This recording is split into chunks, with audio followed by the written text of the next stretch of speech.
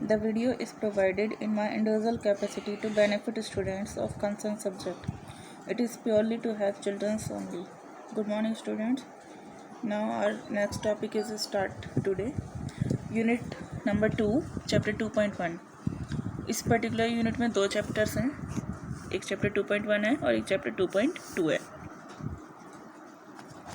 Chapter 2.1 principles of management given by fuel, उससे related है. Fuel के प्रिंसिपल्स इसमें हम पढ़ेंगे. जो यूनिट 2 में नेक्स्ट चैप्टर है चैप्टर 2.2, उसमें भी प्रिंसिपल्स ऑफ मैनेजमेंट ही हैं और टेक्निक्स हैं साथ में, लेकिन वो टेलर की दी हुई हैं. 2 मैनेजमेंट एक्सपर्ट्स हमारे, फ्यूल और टेलर. तो फ्यूल ने जो प्रिंसिपल्स दिए हैं वो 2.1 में पढ़ेंगे और टेलर के 2.2 में पढ़ेंगे. तो सबसे पहले इनके प्रिंसिपल्स पढ़ने से पहले हम लोग थोड़ा सा प्रिंसिपल्स ऑफ मैनेजमेंट के बारे में जान लेते हैं. एक्चुअल में प्रिंसिपल ऑफ मैनेजमेंट है क्या. तो प्रिंसिपल ऑफ मैनेजमेंट से पहले प्रिंसिपल पढ़ लेते हैं एक बार. तो एक मैंने छोटी सी डेफिनेशन लिखी है, वही ये बिल्कुल वही डेफिनेशन है जो मैंने पीडीएफ में सेंड की थी, इससे आपको आसानी हो जाएगी. A principle is a fundamental truth. Principle क्या होते हैं? फंडामेंटल ट्रूथ होते हैं, ये बिल्कुल बेसिक ट्रूथ है. और पोजीशन एक फंडामेंटल पोजीशन है that serves as the foundation for a system, जो कि हमें एक बेसिक तैयार करके देती है सिस्टम का ऑफ बिलीफ, जिस पर हम विश्वास कर सकें, या फिर हमारे बिहेवियर के लिए जो हम अपने बिहेवियर में चेंज कर पाएँ. और for a chain of reasoning, ये हमारी तर्क शक्ति की एक चैन है जिसमें हम तर्क लगा करके क्या करते हैं, एक चैन में वर्क करने की कोशिश करते हैं. इट मीन्स डैट मैंने जो है अपने टीचर से पढ़ा है, देन आप पढ़ रहे हैं, देन आप जाके किसी कंपनी अप्लाई करेंगे, देन फिर आप किसी और को से सिखाएंगे. एक तरीके की रीजनिंग की चैन है प्रिंसिपल्स, जिसमें हम क्या करते हैं, एक चीज़ को बेस मानकर उस पर अपना वर्क करना शुरू करते हैं. अब प्रिंसिपल से रिलेटेड ही प्रिंसिपल ऑफ मैनेजमेंट की एक छोटी सी डेफिनेशन है. Principle of management are broad and general guidelines. ये अपने आप में बहुत ब्रॉड है. कहने के लिए सिर्फ 14 प्रिंसिपल्स हैं, कहने के लिए केवल 14 प्रिंसिपल्स हैं, लेकिन अपने आप में बहुत ब्रॉड हैं. इनका कंसेप्ट और डिटेल बहुत ज़्यादा है. And general guidelines for managerial decision making and behaviour. इसमें हम क्या देते हैं, कुछ जनरल गाइडेंस दी जाती है किसके लिए, मैनेजरल डिसीजन के लिए. तो ये इसमें जो जनरल गाइडलाइंस हैं, मीन्स प्रिंसिपल ऑफ मैनेजमेंट को ही जनरल गाइडलाइंस बोला जाता है. किसके लिए, मैनेजरल डिसीजंस लेने के लिए. कंपनी में अगर हम वर्क करते हैं एज अ मैनेजर, कोई पर्सन वर्क कर रहा है तो उसको वहाँ पे कुछ डिसीजंस लेने होते हैं और उसे बिहेवियर में वहाँ पर चेंज लाना होता है. तो उन डिसीजन लेने के लिए और बिहेवियर में चेंज लाने के लिए कुछ पर्टिकुलर गाइडलाइंस की हमें ज़रूरत होती है. कुछ बेसिक फंडामेंटल्स ट्रूथ को ध्यान में रख करके हमें डिसीजंस लेना होता है. उन्हीं पर्टिकुलर गाइडलाइंस को हम क्या बोल देते हैं, प्रिंसिपल ऑफ मैनेजमेंट बोलते हैं. अब प्रिंसिपल ऑफ मैनेजमेंट के कुछ नेचर्स हैं, वो नेचर पढ़ते हैं. फर्स्ट इज़ यूनिवर्सल एप्लीकेबिलिटी, जैसे कि हमने मैनेजमेंट के फीचर्स में भी पढ़ा था. इट इज़ ऑल प्रिवेसिव वाला एक वहाँ पर फीचर था. और प्रिवेसिव का मीनिंग मैंने क्या बताया था, universal.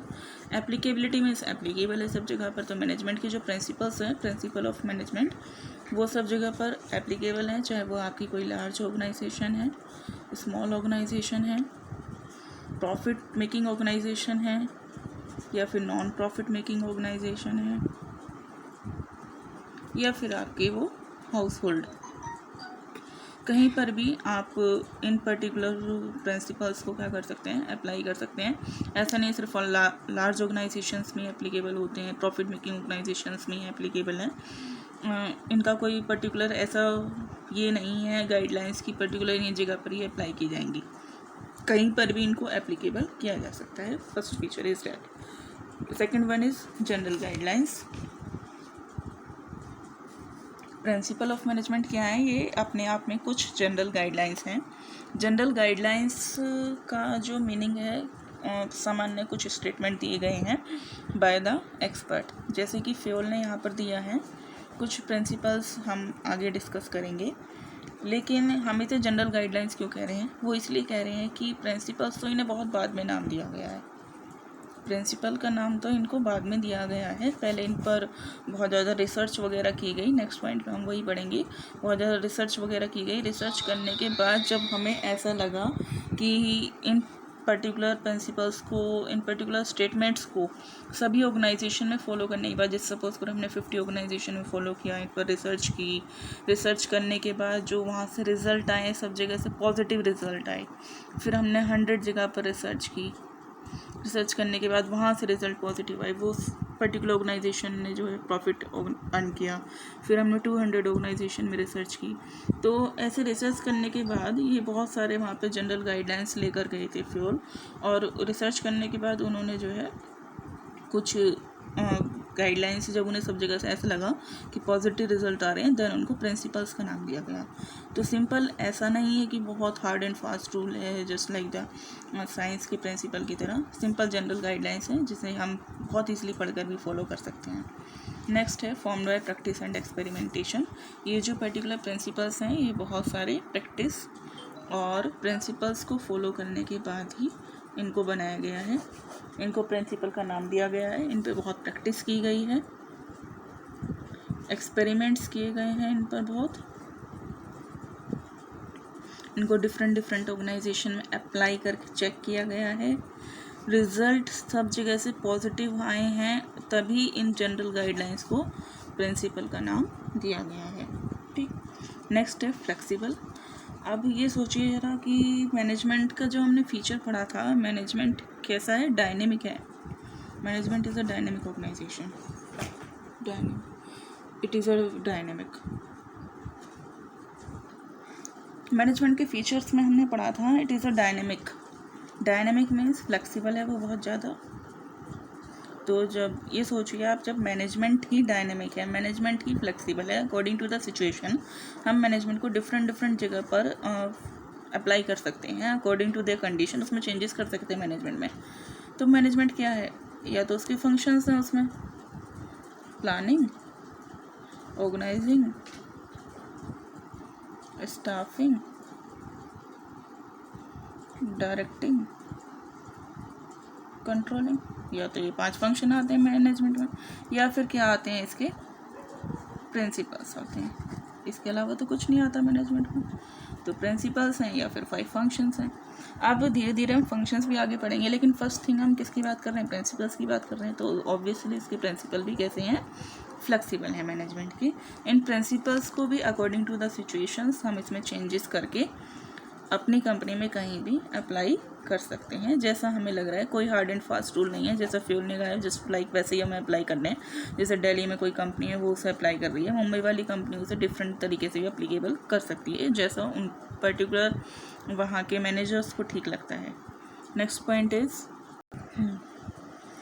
Point is mainly behavioural. Main behavioural means जो क्या होता है कि ये जो हमारे मैनेजमेंट की प्रिंसिपल्स हैं, principles of management, they are the behavioural means, जैसे कि मैंने आपको फर्स्ट उसमें बताया था, मैनेजमेंट जो अप्लाई किया जाता है वो किस पर अप्लाई किया जाता है, ह्यूमन पर्सन पर अप्लाई किया जाता है।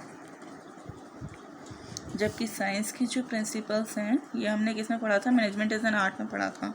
ठीक, साइंस की प्रिंसिपल किस पे अप्लाई किए जाते हैं, केमिकल्स पर अप्लाई किए जाते हैं मोस्टली। ठीक, और principal of management human person पे अप्लाई किए जाते हैं। और ह्यूमन पर्सन का जो बिहेवियर है, क्या वो बिहेवियर सब जगह पर एक ही है, नहीं। क्या सब लोगों का बिहेवियर सेम है, नहीं। ना तो बिहेवियर सब लोगों का सेम है और ना ही सब जगह के लोग सेम व्यूज़ रखते हैं, ना ही उनके व्यूज़ सेम है। तो डिफरेंट जो हमारी टाइप के ह्यूमन पर्सन हैं उन सब पर इस पर्टिकुलर प्रिंसिपल्स को अप्लाई किया जाता है। ये मोस्टली बिहेवियरल होता है। अकॉर्डिंग टू बिहेवियर हमें इसमें क्या करने पड़ते हैं, चेंजेस करने पड़ते हैं। जैसे एक टीचर क्लास में वैसे ही पढ़ाता है जैसे उसके वहाँ पे स्टूडेंट होते हैं। अगर स्टूडेंट वीक हैं तो उन्हें वो वीक के हिसाब से उनको मोटिवेट करने की कोशिश करेगा। अगर स्टूडेंट बहुत अच्छे हैं क्लास में, बहुत इंटेलिजेंट हैं, तो वो उनको उनके हिसाब से प्रमोट करने की कोशिश करता है, उनको उनके हिसाब से पढ़ाने की कोशिश करता है, उनको उनके हिसाब की नॉलेज देता है। सेम ऐसे ही यहाँ पर भी मैनेजर का काम सेम ऐसे ही होता है। जो कंपनी में जिस टाइप का एम्प्लॉय है उस पर वो प्रिंसिपल उसी तरीके से अप्लाई किए जाए। कहीं पर प्रिंसिपल बहुत हार्डली, बहुत स्ट्रिक्टली अप्लाई करने होते हैं और कहीं पर बहुत हमें लीनिएंटली काम करना होता है। ठीक, नेक्स्ट है कॉज एंड इफेक्ट रिलेशनशिप। ये बहुत इंपॉर्टेंट है, ये 1 मार्क्स में भी पूछ लिया जाता है। जैसे 1 मार्क्स के 20 क्वेश्चन आने लगे हैं। MCQs में, तो उसमें ये वाला टॉपिक पूछ लेते हैं कॉज एंड इफेक्ट। इसके लिए पहले आपको ये पढ़ना पड़ेगा कि कॉज क्या है और इफेक्ट क्या है। कॉज इफेक्ट ये है क्या। सबसे पहली बात, कॉज और इफेक्ट का रिलेशनशिप बताता है। यहाँ पर हम क्या पढ़ने वाले हैं, जो प्रिंसिपल ऑफ मैनेजमेंट है वो क्या करता है, कॉज और इफेक्ट के बीच में रिलेशनशिप बताता है।